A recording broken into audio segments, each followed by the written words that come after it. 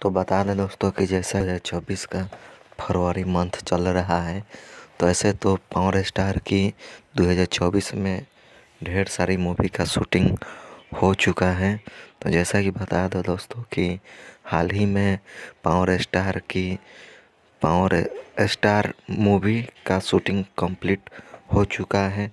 तो जैसा कि बताया जा रहा है कि 10 या 12 दिन में इसका ट्रेलर आप सबको देखने को मिल सकता है, जिसको में है hero Pawan Singh, power star Pawan Singh. और इस फिल्म के डायरेक्टर की बात करें तो फिरोज खान जी हैं। तो ऐसा कि बताया जाता है कि पवन पुत्र फिल्म में भी इन दोनों की जोड़ी देखने को मिली है। तो ऐसा लगता है कि ये भी movie super duper blockbuster hit रहेगा। तो आप सब को बेसब्री से इंतज़ार था पावर स्टार मूवी का ट्रेलर के लिए।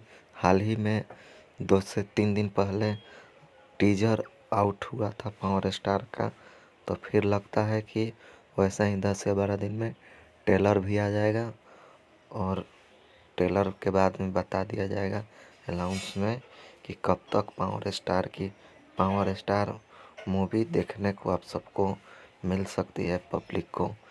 तो जैसा कि बता दें दोस्तों कि हाल ही में जियो मेरी जान पावर स्टार पवन सिंह का भी मूवी का टीजर आउट होगा 10 या 12 दिन के बाद।